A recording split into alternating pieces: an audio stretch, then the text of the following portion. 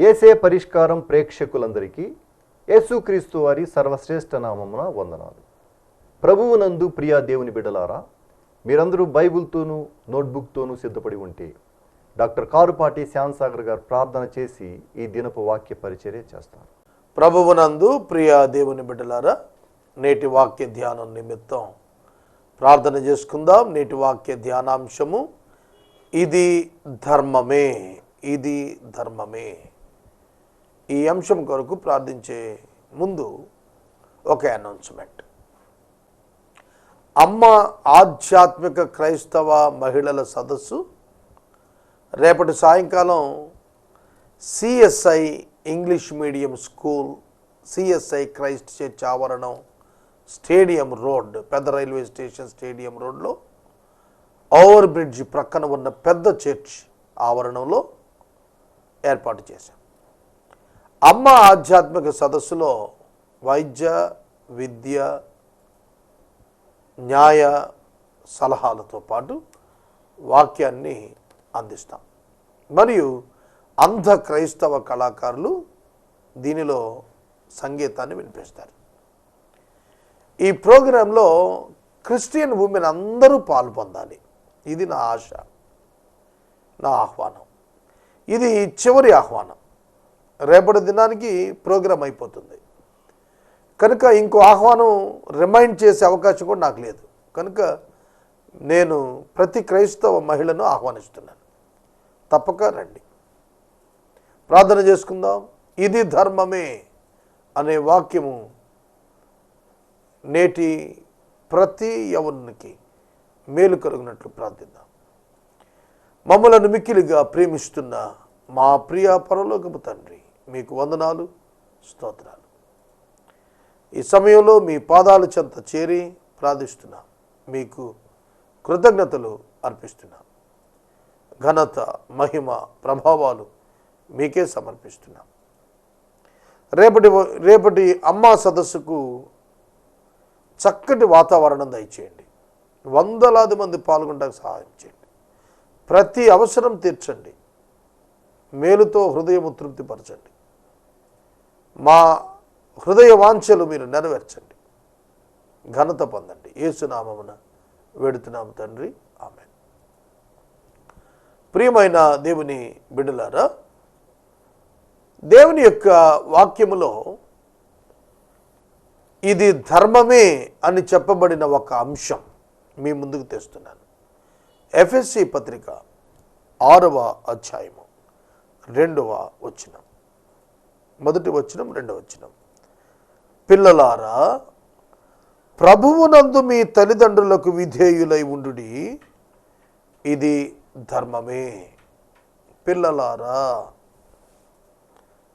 పిల్లలారా, పౌలు గారు మాట్లాడుతున్నాడు. పిల్లలారా, మీ తల్లిదండ్రులకు ప్రభువునందు విధేయులై ఉండండి, ఇది ధర్మమే. నీకు మేలు కలుగునట్లు నీ తండ్రిని తల్లిని సన్మానించుము, అప్పుడు నీవు భూమి మీద దీర్ఘాయుష్మంతుడవు అగుదువు.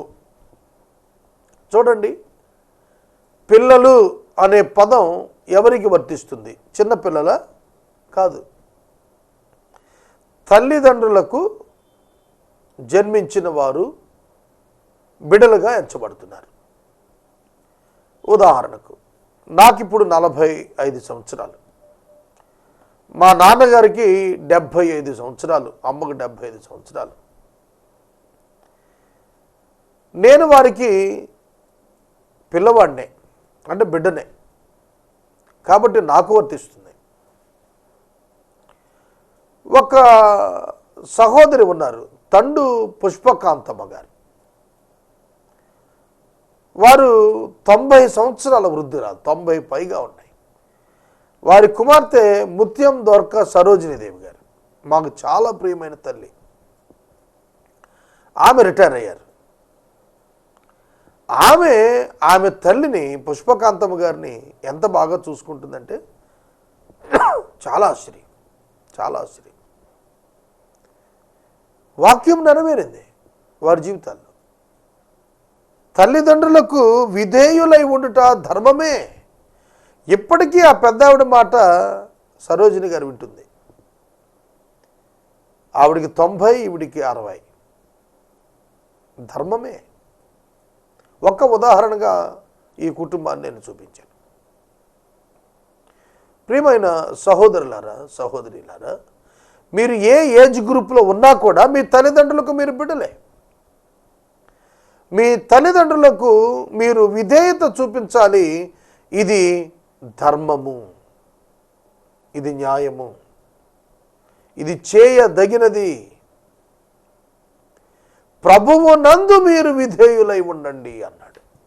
ఈ మాట ఎందుకు చేర్చాడు అని నేను చాలాసార్లు ఆలోచించాను. ప్రభువు నందు అన్నాడేమిటి? ఒక ప్రాముఖ్యమైన విషయం ఉంది ఇందులో. మారు మనసు పొందని తల్లిదండ్రులు, మారు మనసు పొందిన పిల్లలు. వింటున్నారా? మారు మనసు పొందిన పిల్లలు మారు మనసు పొందకుండా ఉన్న తల్లిదండ్రులకు కూడా విధేయులై ఉండుట ధర్మమే. జాగ్రత్తగా వినాలి. ప్రభువునందు విధేయులై ఉండుట, వాక్యము ప్రకారము విధేయులై ఉండుట ధర్మము. చాలామంది మా నాన్న మంచోడు కాదండి, మా అమ్మ మంచిది కాదు, అందుకే మేము మా తల్లిదండ్రులను దూరంగా పెట్టాము, విడిచిపెట్టేశాము, వాళ్ళ కర్మకాలను వదిలేశాము అన్న వాళ్ళని చూశాను నేను. తండ్రి చెడ్డవాడు కావచ్చును, తల్లి నీకు ఇష్టం లేని వ్యాఖ్యానం చేసి ఉండవచ్చును, కానీ నీవు వారిని ప్రేమించాల్సిందే, నీవు వారి పట్ల బాధ్యత స్వీకరించాల్సిందే.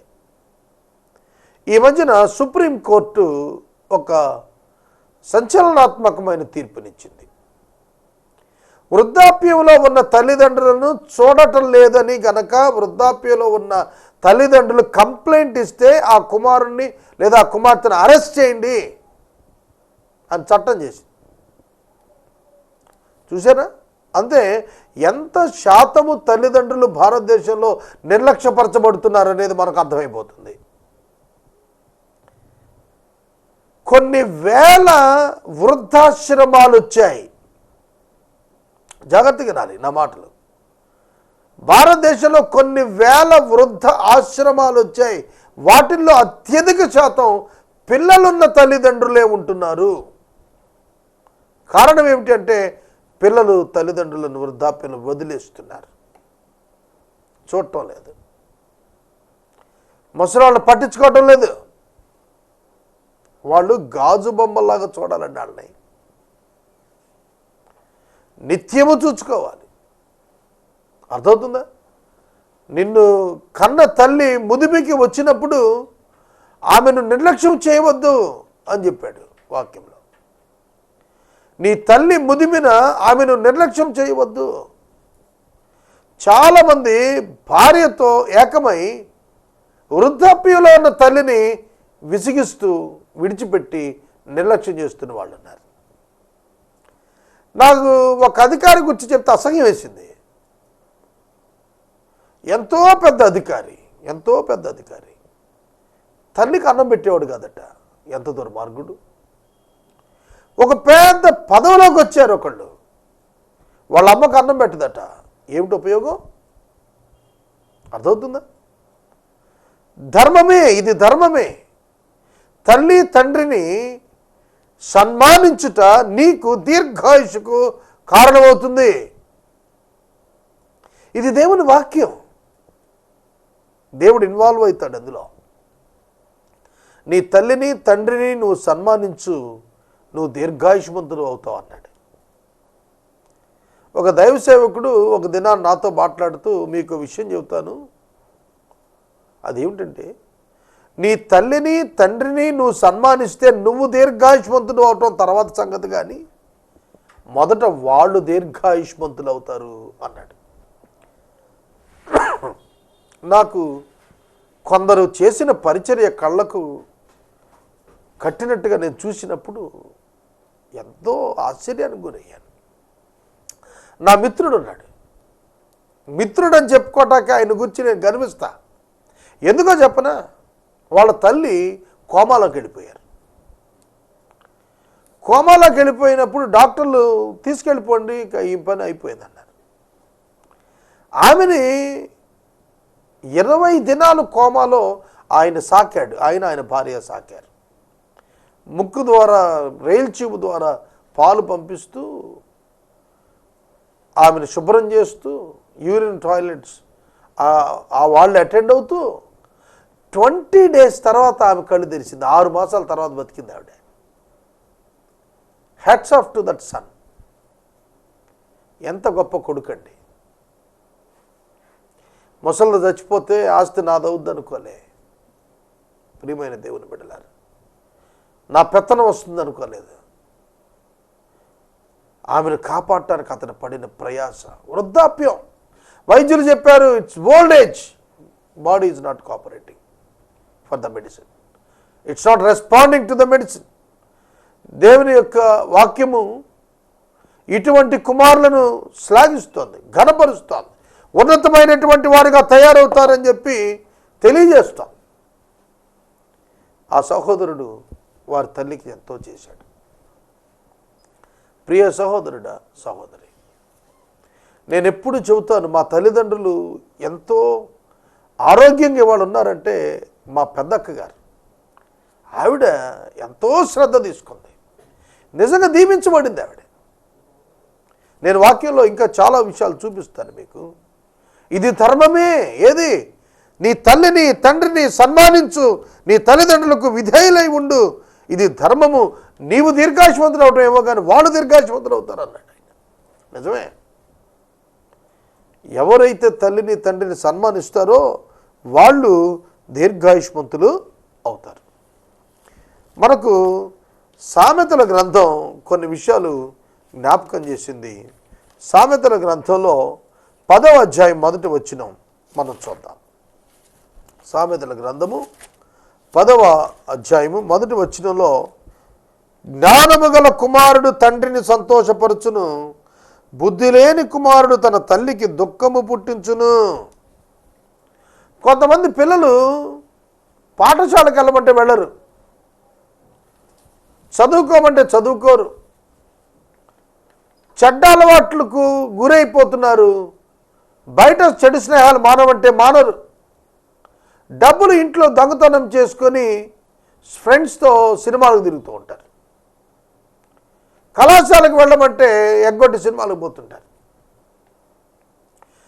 చెడ్డ స్నేహితులను ప్రోత్సహించుకుంటూ ఉంటారు. సెల్ ఫోన్స్ ద్వారా అక్రమ సంబంధాలు ఏర్పరచుకుంటున్న బిడ్డలు కనిపిస్తున్నారు. దేవుని వాక్యం చెబుతోంది, తండ్రిని సంతోషపరిచేవాడే జ్ఞానం గల కుమారుడు. తండ్రిని సంతోషపరచడం అంటే చిన్న విషయం కాదు, తెలుసా మీకు? తండ్రిని సంతోషపరచడం అంటే చిన్న విషయం కాదు. నేను మా తండ్రిని ఎప్పుడు జ్ఞాపకం చేసుకుంటాను. ఆయన నా ముందు ఎప్పుడు నా గురించి సంతోషపడలా. నాకు 45 సంవత్సరాలు, నేను ఎన్నో అచీవ్మెంట్స్ చేశాను, ఎంతగానో ఘనత వహించాను నేను, నాకు తెలుసు. కానీ నా తండ్రి నన్ను ఎప్పుడు కూడా నా ముందు ఘనపరచలేదు. నన్ను నువ్వు గొప్పడవయ్యావని ఎప్పుడు చెప్పలేదు. నన్ను మందలిస్తూనే ఉన్నాడు తప్ప, ఇప్పటికీ కూడా నువ్వు రీచ్ అయినట్టు కాదంటూనే ఉన్నాడు తప్ప మరొకటి కాదు. ఒక చాలా పెద్ద నిర్ణయం తీసుకునే సందర్భం మీద నేను ఒక పెద్ద దైవజనుడిని కలిశాను. ఈ నిర్ణయం తీసుకోవాలనుకుంటున్నాను దైవజనుడా, నీవు నాకు సలహా ఇవ్వు అనగానే ఆయన నన్ను మొట్టమొదటి ఏమడిగాడు తెలుసా? ఈ నిర్ణయాన్ని గురించి నువ్వు నన్ను అడగటానికి వచ్చావు కదా, నీ తండ్రికి చెప్పావా? నీ తండ్రి ఏమన్నాడు అని అడిగాడు. ఆ సన్నివేశం నేను మర్చిపోలేను. ఆ సేవకుడు ఎంత లోతుగా ఆలోచించి చెప్పాడు, ఆలోచించండి. అంటే ఒక తండ్రి తన కుమారుని గురించి ఎప్పుడు సంతోషపడతాడు తెలిసిన? రైట్ డెసిషన్ తీసుకున్నాడని కన్విన్స్ అయినప్పుడే. ప్రియమైన సహోదరుడా, సహోదరి, దేవుని యొక్క వాక్యంలో చెబుతున్నాడు, జ్ఞానము గల కుమారుడు తండ్రిని సంతోషపెడతాడు. కానీ ఆ తండ్రి ఆ కుమారుడి ముందు సంతోషపడుతున్నట్టు కనపడ్డావు, కానీ ఇతరుల మధ్య సంతోషపడతాడు. నువ్వు జ్ఞానం కలిగి ఉన్నావా? నీ తండ్రి సంతోషిస్తున్నాడా? నీ జీవితాన్ని బట్టి, నీ బుద్ధిహీనతను బట్టి నీ తండ్రి దుఃఖిస్తున్నాడా? ఆలోచించాలి. తర్వాత బుద్ధి లేని కుమారుడు తల్లికి దుఃఖం పుట్టిస్తాడు. ఒక తల్లి వృద్ధాప్యంలో ఏడుస్తోంది అంటే కారణం ఆమె కుమారుడు బుద్ధిహీనుడై ఉండాలి. బుద్ధిహీనుడైన కుమారులను గురించి తల్లి తన జీవితంలో దుఃఖిస్తుంది.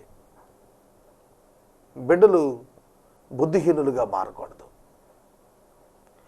ఒకడు విదేశాలకు వెళ్ళాడు, లక్షలు సంపాదిస్తున్నాను అన్నాడు. తల్లిదండ్రులతో కరస్పాండెన్స్ ఆపేశాడు. చాలా గొప్పవాడై ఉంటాడేమో, ఎక్కడున్నాడో తెలియదు. ఆ తల్లికి దుఃఖమే బుద్ధి లేని కుమారుడు. విదేశం పంపడానికి ఆ తల్లిదండ్రులు ఎంత కష్టపడి ఉంటారు, ఎంత వెచ్చించి ఉంటారు, ఎంత స్ట్రగుల్ అయి ఉంటారు. ఇవాళ వాళ్ళకు ముఖం చాటేశాడని విన్నాను. బుద్ధి లేని కుమారుడు తల్లికి దుఃఖాన్ని తీసుకొచ్చాడు. తల్లికి దుఃఖాన్ని తీసుకొచ్చాడు. సోదరుడా, సోదరు, నాకు తెలిసిన ఒక యవనస్తుడు మద్యం సేవించి స్నేహితులను తీసుకొని కారులో ట్రావెల్ చేస్తూ వేగంగా వెళుతూ ఒక టర్నింగ్లో ఒక గోడ గుద్దుకున్నాడు. అకస్మాత్తుగా చనిపోయాడు. ఒక్కడే కుమారుడు. ఆ తల్లికి దుఃఖమే మిగిలింది. బుద్ధి లేని కుమారుడు. మద్యపానం చేత అతివేగంతో వాహనాన్ని నడిపి తన ప్రాణాన్ని తీసుకున్నాడు. ఆ తల్లికి దుఃఖమే మిగిలింది. విద్యావేత్త, ఎంతో చదువుకున్నాడు. ఆ తల్లికి దుఃఖమే మిగిలింది. బుద్ధి గల కుమారుడు అయితే తండ్రిని సంతోషపెడతాడు. బుద్ధి లేని కుమారుని చూస్తే తల్లి దుఃఖపడుతుంది. మీరు ఎలా ఉంటున్నారు? మీ తల్లికి, మీ తండ్రికి సంతోషాన్ని, సమాధానాన్ని తెచ్చేవారు ఉంటున్నారా? 17వ అధ్యాయం 6వ వచనం చదువుదాం. 17వ అధ్యాయం 6వ వచనం. కుమారుల కుమారులు వృద్ధులకు కిరీటము, తండ్రులే కుమారులకు అలంకారము. రిలేషన్షిప్ చూడండి. Son, grand son, father. తాత కొడుకు, తాత మనముడు, తండ్రి కుమారుడు. రిలేషన్షిప్స్ ఇక్కడ చెబుతున్నప్పుడు కిరీటము, అలంకారం అనే పదాలు వాడాడు. ఒకళ్ళకి ఒకళ్ళు, ఒకరికి ఒకరు 3 జనరేషన్స్ చెప్పాడు ఇక్కడ. 3 generations. First generation, second generation, third generation. ఈ 3 తరాల్లో తండ్రులు కుమారులుగా ఉన్నవాళ్ళు ఒకళ్ళకి ఒకళ్ళు కిరీటంగా, ఒకరికి మరొకరు అలంకారంగా ఉన్నారు. అలంకారం కనిపించేది, కిరీటం కూడా కనిపించేది. అంటే ఏమిటి దీని అర్థం? ఎవరి కొడుకు ఇతను అని అడుగుతారు. నువ్వు చెడ్డ పని చేసిన అడుగుతారు, మంచి పని చేసిన అడుగుతారు. చెడ్డ పని చేస్తే మీ నాయనకు నువ్వు చెడ్డ పేరు తెస్తావు. నువ్వు మంచి పనులు చేస్తే నువ్వు మంచి పేరు తెస్తావు. నువ్వు మంచి మంచి పనులు చేస్తే నీ తండ్రికే కాదు, నీ తాతకు కూడా నువ్వు కిరీటం అవుతావు. మీ తాతగారికి నువ్వు కిరీటం పెట్టినట్టు నువ్వు మంచి పని చేస్తే. అర్థమవుతుందా? నా మనవడు పలానా చదువుకుంటున్నాడు, నా మనవడు పలానా స్కాలర్షిప్ సంపాదించాడు, నా మనవడు పలానా ర్యాంక్ సంపాదించాడు, నా మనవడు పలానా ఉన్నతమైన సాధించాడు, నా మనవరాలు పలానా ఆధిక్యతలో ఉందని చెప్పుకుంటే ముసలాళ్ళకి అది కిరీటం. గుర్తించబడతారండి, ఘనపరచబడతారు. కిరీటం ఎవరికి? ఘనత. కిరీటం ఘనత, కిరీటం అధికారం, కిరీటం దర్పం.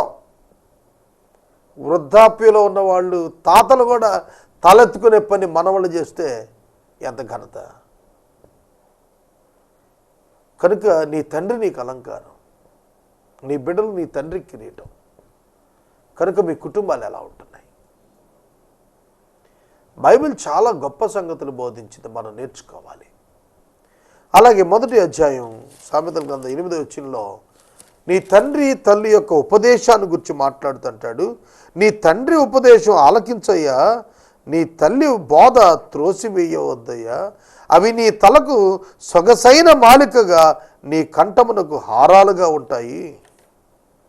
చూడండి, సొగసైన మాలిక, కంఠమునకు హారము. సొగసైన మాలిక, తలకు సొగసైన మాలిక, కంఠానికి విలువైన ఆహారం ఎదుట నీ తల్లి బోధ, నీ తండ్రి యొక్క ఉపదేశం. అమ్మా నాన్న చెప్పిన మాట వింటలేదా మీరు? ఒక యవనస్తుడు ఉన్నాడు, చెడిపోయినాడు, వాళ్ళ తల్లి తండ్రి చెప్పే మాట వింటలేదు, చదువుకున్న మూర్ఖుడు వాడు. తల్లిదండ్రి ఏడుస్తున్నారు, ఇప్పుడు వాడికి ఏమవుతుందో అని. అర్థమవుతుందా? ఇవన్నీ నాకు తెలిసిన వాళ్ళ సంగతి చెప్తున్నాను, నేను తెలియని వాళ్ళ గురించి మాట్లాడలేదు, నాకు తెలిసిన వారి గురించి మాట్లాడుతున్నాను. తల్లి ఉపదేశం బోధ చేస్తుంది, తండ్రి ఉపదేశం చేస్తున్నాడు, చెవిని పెట్టడం లేదు వాడు. ఎంత ఘోరం, ఎంత దారుణం. వాడి జీవితం పాడు చేసుకున్నాడు, వాడి జీవితం ముండ్లబాట చేసుకుంటున్నాడు. ఎంత దారుణమైన విషయం ఇది. చాలామంది యవ్వన బిడ్డలు తండ్రి ఉపదేశం నిర్లక్ష్యం చేస్తున్నారు, తల్లి బోధ తోసేస్తున్నారు, వారికి ఆధిక్యతలు దొరకటం లేదు, పాడైపోతున్నారు. ఇది వాస్తవం. సామెతల గ్రంథం 20వ అధ్యాయం 20వ వచనం చదువుకుందాం. సామెతల గ్రంథం 20వ అధ్యాయం 20వ వచనం.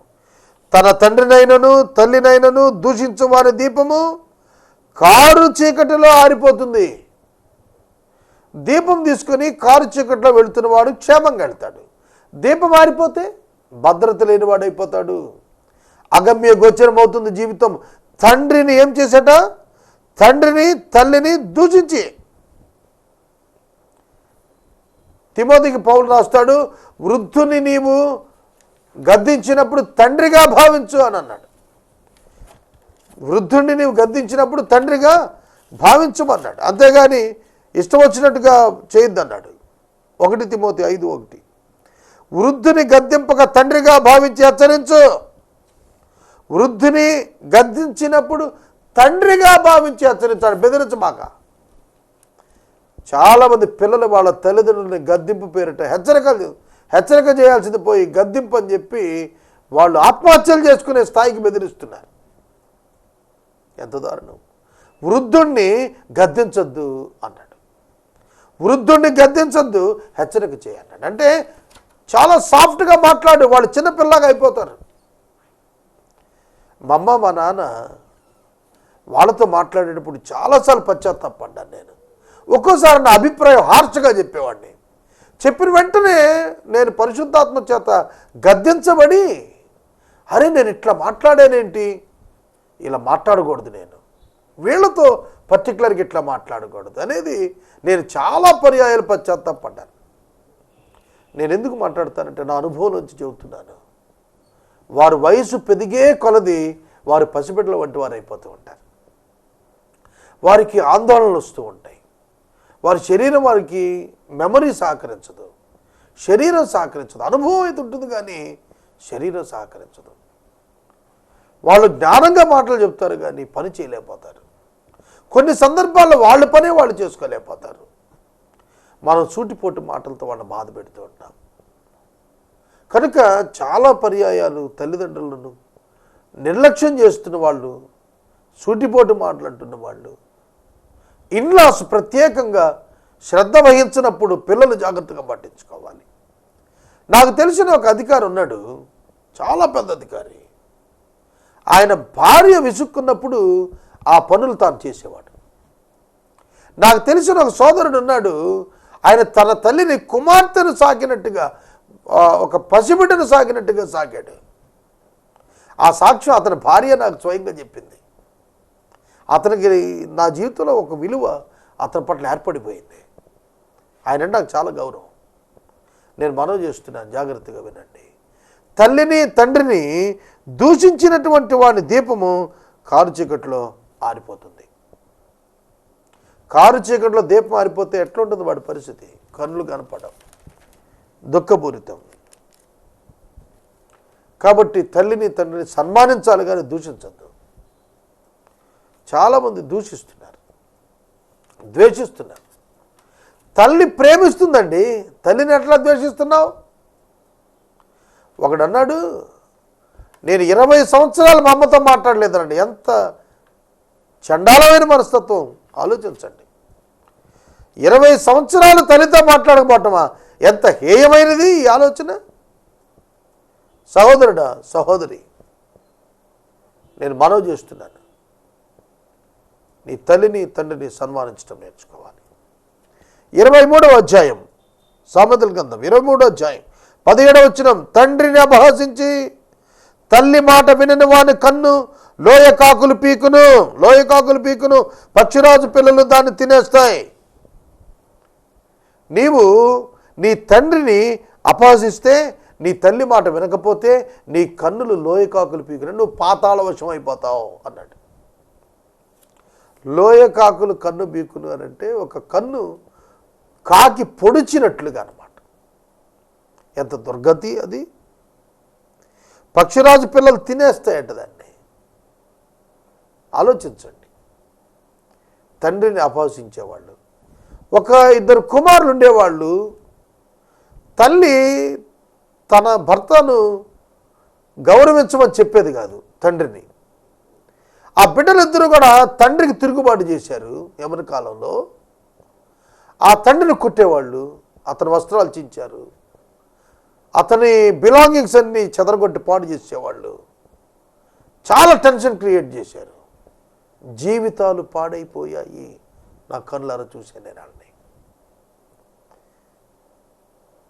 రోడ్ల మీద అరుగుల మీద కూర్చుంటున్న పరిస్థితి ఏర్పడింది. ఉద్యోగాలు పోయాయి, కుటుంబాలు పోయాయి, ఘనత పోయింది, దరిద్రులయ్యారు. తండ్రిని అపహసించి తల్లి మాటను నిర్లక్ష్యం చేసి, తల్లి మాట విననొల్లని వాడి కన్ను లోయ కాకులు పీకునంటే ఈయన లోయలోకి వెళ్ళింది లేదు, ఆ కాకిలు పీకింది లేదు, లేదా పక్షిరాజులు తిన్నది లేదు, కానీ వాడి కండ్లు అంధుడైపోతాడని అర్థం, అంధుడవుతాడని అర్థం. నాకు మా తల్లిదండ్రులు కొన్ని హెచ్చరికలు ఇచ్చేవాళ్ళు నా బాల్యంలో, నా యవ్వన కాలంలో. వాటిని నేను పాటించినప్పుడు వాటి ఫలితం నేను అనుభవించి చూశాను. వాటి దారుణ తత్వం ఎట్లుందో నేను అనుభవంలోకి వచ్చినాక, అందుకే నాన్న ఎలా చెప్పాడు, అమ్మ ఎలా చెప్పింది ఆ రోజు అనుకున్నాను. ప్రియమైన సహోదరుడు, సహోదరి, తల్లి తండ్రి దేవుని యొక్క గుణలక్షణాలు స్వచ్ఛంగా మనకు అందించేటువంటి, మనకు వారి ప్రవర్తన ద్వారా కనపరిచే ఒక పుణ్యమూర్తులు వాళ్ళు. వాళ్ళ విషయంలో మనం ఎలా ఉంటున్నాం? వాళ్ళు సన్మానించడం నిజమైన ధర్మం, వారిని గౌరవించడం నిజమైన ధర్మం, వారికి లోబడటం నిజమైన ధర్మం. ఇది ప్రభువునందు ఏర్పరచబడిన ధర్మం. ఇది మనం చేయాలి. యాజ్ ఎ క్రిస్టియన్, ఒక క్రైస్తవుడిగా నీ పాత్ర ఏమిటి? యాకోబును అతని కుమారుడైన యోసేపు ప్రధానమంత్రి అయిన తరువాత యోసేపు పాదములకు సాష్టాంగ నమస్కారం చేశాడు. యోసేపు యాకోబు పాదాలకు సాష్టాంగ నమస్కారం చేశాడు. యాకోబు పాదాల దగ్గర యోసేపు తన కుమారులిద్దరూ ఎఫ్రాయిము మనుషులను తీసుకొచ్చి మోకరింపజేసి దీవించమని అడిగాడు. 3 జనరేషన్స్ ఎఫ్రాయిము మనుషులు దీవించబడ్డారు. కనుక మనం మన తల్లిదండ్రులను సన్మానిద్దాం, గౌరవిద్దాం, ప్రేమిద్దాం, పరిచర్య చేద్దాం. వారిని విసిగించవద్దు, వారిని తోలనాడవద్దు, వారిని ఏడిపించవద్దు, వారిని దుఃఖపరచవద్దు. మనము ఇంతవరకు డాక్టర్ కారుపాటి శ్యామ్ సాగర్ గారి ద్వారా ప్రత్యేక వర్తమానాలు విన్నాము. ఈ కార్యక్రమం ద్వారా మీరు పొందుకున్న ఆత్మీయ మేలులు ఒక ఉత్తరం ద్వారా మాకు తెలియచేయండి. మీ ప్రార్థనా మనవులు మాకు తెలియచేస్తే మీ కొరకు ప్రత్యేకంగా ప్రార్థిస్తాం. ముగింపు ప్రార్థన ఆశీర్వాదాలతో ఈ కార్యక్రమాన్ని ముగించుకుందాం. ప్రార్థన చేద్దాం. తలలు వంచండి. మమ్మల్ని మిక్కిలిగా ప్రేమిస్తున్న మా తండ్రి, వందనాలు. నేటి వాక్య ధ్యానం ఇది ధర్మమే, మీరే చెప్పారు నాయన, మీకు వందనాలు. మేము మా తల్లిదండ్రులను సన్మానించి ప్రేమించి వారిని ఆదరించే వారు ఉన్నట్టు మాకు నేర్పమని యేసు నామమున వేడుతున్నాము తండ్రి. ఆమేన్. తండ్రి అయిన దేవుని ప్రేమ, కుమారుడిని యేసయ్య కృప, పరిశుద్ధాత్మని అన్యోన్య సహవాసం సదాకాలం మనకు తోడైండును గాక. ఆమేన్.